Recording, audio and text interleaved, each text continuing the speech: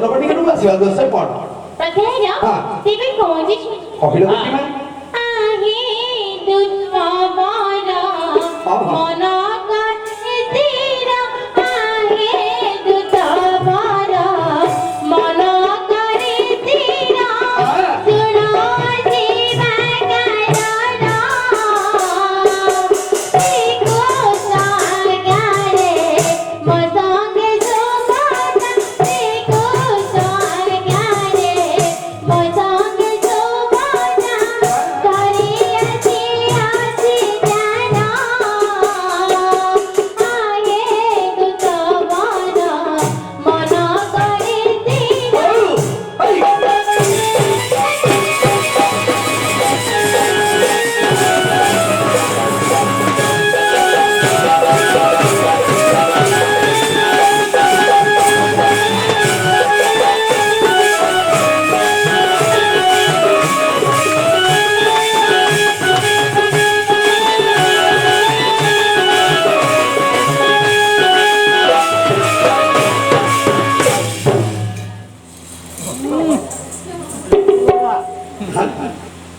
प्रथेय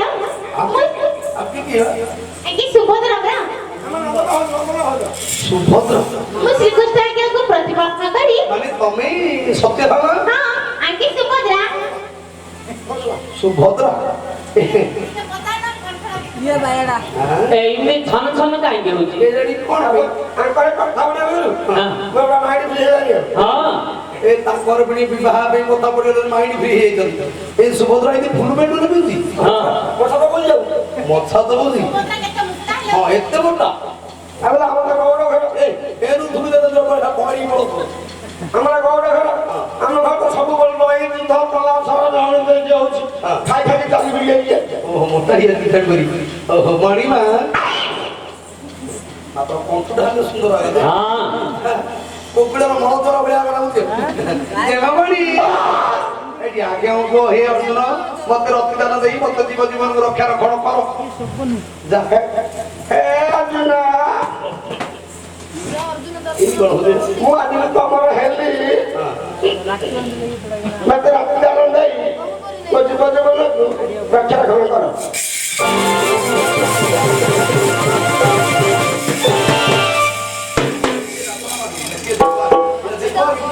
मामू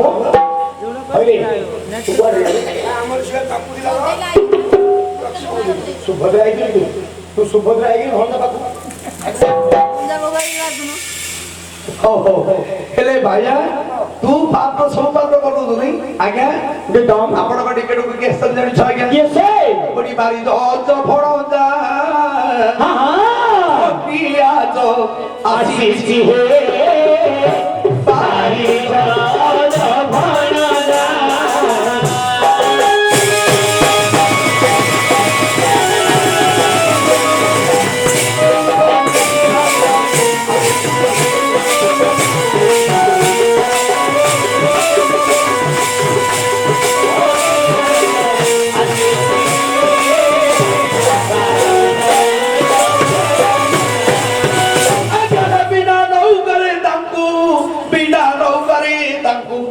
बड़ी नो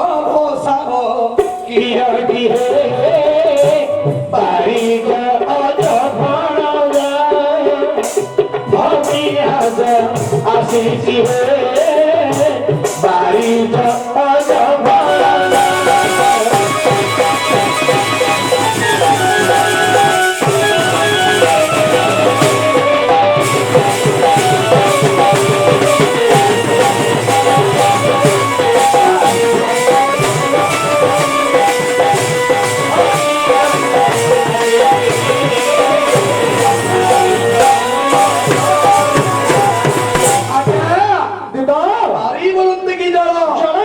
जलरु जात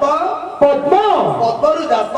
राधा राधांकर भणजा श्री कृष्ण आज्ञा ताकर भगिनी सुभद्रा निजे सुभद्रा आपण को निकट को आसोदी आज्ञा महाप्रभु ए मध्यरात्र समय रे मात्र जो सखा भगिनी की सुभद्रा मो निकट को आज्ञा काहे आसी छथि से तो जने नारी अटंती ए मध्यरात्र समय रे କାହିଁକି ଆସୁଛନ୍ତି ସେତେ ବି ମଧ୍ୟ ଆସିବା କଥା ନୁହଁ ଯଦ୍ୟପି ଆସିଛନ୍ତି କାହିଁକି ଆସିଛନ୍ତି କଣ ବିପତ୍ତି ପଡ଼ିଲା କି ଏ ତାଙ୍କର ବଳାନି ନାକର ବଳାନି ତମ ଘର କିଛି ପଳେଇଲା ଏଇଟା କହ ବେଶୀ ବଳ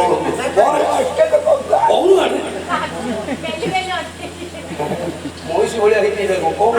ତା ଦେହ ଯାକ ଲଠ ହେଲେ ଆଜ୍ଞା ବେଦ ସୁଭଦ୍ରା କାହିଁକି ଆସିଛନ୍ତି ହଁ ବୁଝେଛ ଯେ ମାମଣି ଆଜ୍ଞା କହୁଛନ୍ତି ତୁମେ ଯଦି ବା ସୁଭଦ୍ରା ଆସିଛ ଏଇ ନିଶିରଥ ସମୟରେ ଅର୍ଜୁନଙ୍କ ନିକଟକୁ କାହିଁକି ଶାସନ ମା ତେବେ କହୁଛି ଶୁଣ ଆସିବା ଉଦ୍ଦେଶ୍ୟଟା କଣ ହଉ ହରରେ ପୋତା ତଙ୍କର କୋସଭେତା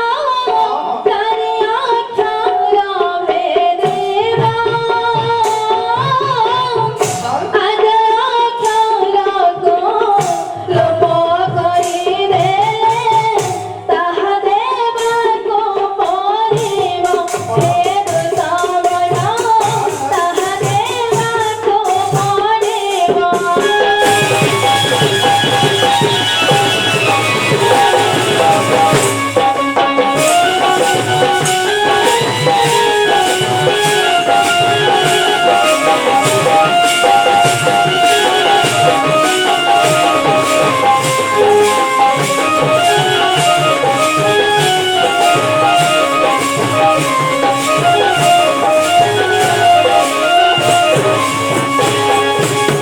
କଣ କହିଲା ମା ହରରେ ପୋତା କରକୁ ସଭିତ ରିପୁ ତାତ କରକୁ ସବିତ ତାରି ଅକ୍ଷର ଭେଦିବ ଚାରି ଅକ୍ଷର ଭେଦିବ ଆଦି ଅକ୍ଷରକୁ ଲୋପ କରିଦେଲେ ଆଦ୍ୟ ଅକ୍ଷରକୁ ଲୋପ କରିଦେଲେ ତାହା ବଳକା ଦେବାକୁ ପଡ଼ିବ ତାହା ଦେବାକୁ ପଡିବ ଆଚ୍ଛା ହର କମ ଦେଖିବା ମହାଦେବ ମହାଦେବଙ୍କର ରିପୁ କିଏ ସେ କନ୍ଦର୍ପ କନ୍ଦର୍ପଙ୍କର ତାତ କିଏ ସେ ବିଷ୍ଣୁ ବିଷ୍ଣୁଙ୍କର ହସ୍ତର ଶୋଭା ପାଏ କଣ ଲମା ସୁଦର୍ଶନ ଚକ୍ର ଓହୋ ସୁଦର୍ଶନ ଚକ୍ର ଭଗବାନଙ୍କର ହସ୍ତରେ ଶୋଭା ପାଏ ସୁଦର୍ଶନ ତାର ନାମ ହେଲା ସୁଦର୍ଶନ ଚାରିଟା ଅକ୍ଷର ଚାରିଟା ଅକ୍ଷର। ପ୍ରଥମ ଅକ୍ଷରଟା କଣ କଣ ସୁ ପ୍ରଥମ ଅକ୍ଷର ହଉଛି ସୁ ସୁଦର୍ଶନର ପ୍ରଥମ ଅକ୍ଷର ସୁ ଏ ସୁ ଅକ୍ଷରକୁ ବାହାର କଲେ ବାକି ରହିଲା କଣ ଦର୍ଶନ ତାମାନେ ମୋ ଦର୍ଶନ ସକାଶେ ଆସିଅଛି ଓହୋ ନିଜେ ତମେ ଦର୍ଶନ କରିବ କି? ଏ ଦର୍ଶନ ଅର୍ଥ ଦେଖିବେ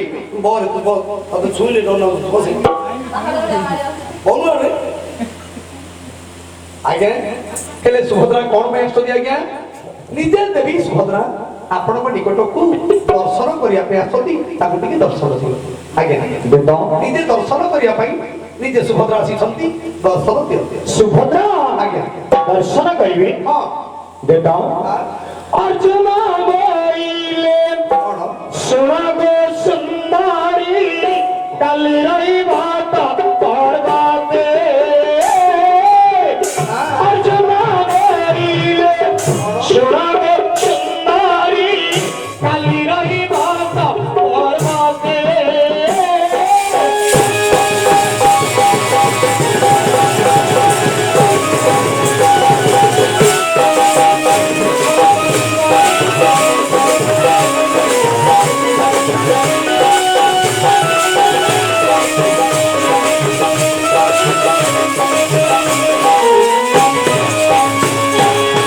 ସଖୀଙ୍କ ସହିତ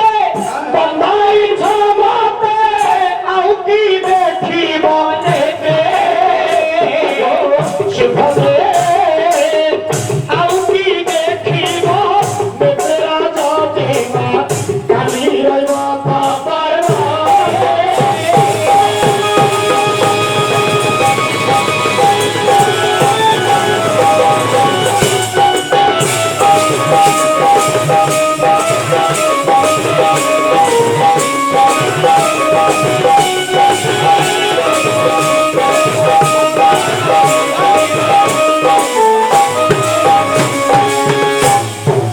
କଣ କହିଲେ ଟିକେ କହୁ କାଲି କାଲି ମାନେ କାଲିର କଥା ମାନେ ଗତ କାଲି ହଁ ହେଲା ରହିବ ତ ପର୍ବତରେ ମାନେ ପର୍ବତ ଉପରେ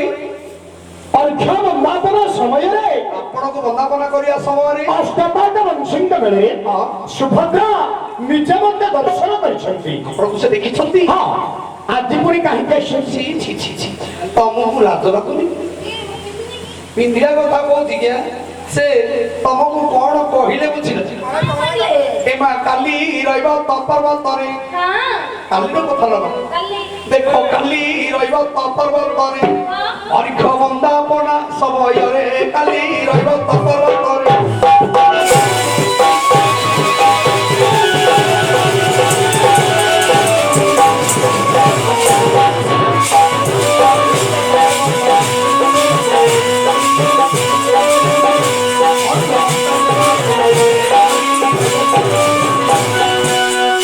ଅର୍ଜୁନଙ୍କୁ ଦେଖିଥିଲ ରକ୍ତରେ କାହିଁକି ଆସିଲ ଏ ଅଧରାତ୍ରରେ ହଁ ହଁ ଏବେ ଫେରି ଯାତୁ ନିଜ ଉପରେ କାଲି ରହିବ ତପର୍ବତରେ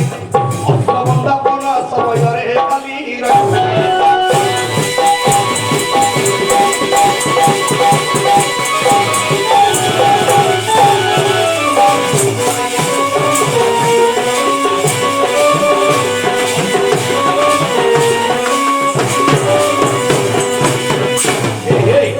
ତୁମେ ତ କାଲି ରହିବ ତ ପର୍ବତରେ ତାଙ୍କୁ ଦେଖିଛ ବା ଦର୍ଶନ କରିଛ ଆଜି ପୁଣି କାହିଁକି ଆସିଲ ମା ସତେ ହେଲ ଏଇ କାଲି ତ ଦର୍ଶନ କର ଆଜି ପୁଣି କଣ ପାଇଁ ଆସିଲ ଏ କଥାଟା କୁହ ସତେ ହେଲ ହଁ କାଲି ଦର୍ଶନ କରିଛି ସତ ଆଚ୍ଛା ହେଲେ କଥା ବଦଳ ନ ହେଇ ଯିବି କି କାଲି ମା ସେ ମାଙ୍କୁ ଆମର କିଛି କହିଦେବେ କଥା ହେଇକିରି ଯିବ ନାଇଁ ତ ଭାଇ ଭାଉଜ ସମସ୍ତେ ଥିଲା କି କଥା ହେଇଯାবে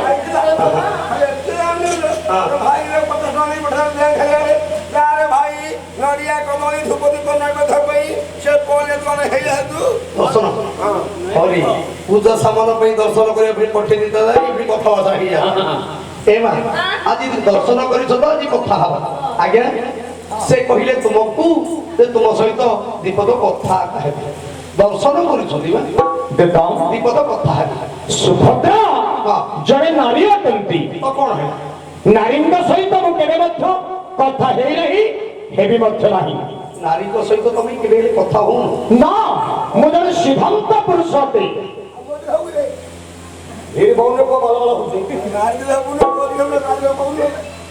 ଆଜ୍ଞା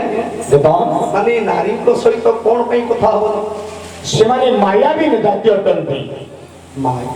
ହଁ ନାରୀ ସେମାନଙ୍କର ମୁଖରେ ଏକ କଥା ଅନ୍ତରରେ ଅନ୍ୟ କଥା ଆର ପେଟରେ ଗୋଟେ ମୁହଁରେ ଗୋଟେ ଦିଟା ଆଜ୍ଞା ଓହୋ ହେଲେ ତେଣୁକରି କଥାବାର୍ତ୍ତା ହବନି ନାହିଁ ସୁଭଦ୍ରା ପ୍ରକୃତରେ ମୋ ନିକଟକୁ ଆସିଛନ୍ତି ତା ସେ କହିଲୁନି କି ସେ କଣ ପାଇଁ ଆସିଛନ୍ତି ହେଇଟି ହେ ଝିଅ ତୁ ମାଡ଼ି ବସୁକିରି କହୁଥିଲେ କହିଲି ହେ ହଁ ମାନେ କଥା ବା କାଇ ମାନେ ହେବି ଆକା ହଁ କଥା ହବ ଆଉ ଯିବ ହବ ନାଇଁ ବସ ତୁ ଗୋଟେ ଆଡୁଆଡି ଧରିକିରି ମ କୁଆଡୁ କୁଆଡୁ କଥା ଦିଅ ଏଡେ ଏଡେ ଅକେଲେ ପାଇ ନାଇଁ ତ କାହିଁକି କେସର ତ କାହିଁକି ରଖି ଥାଅ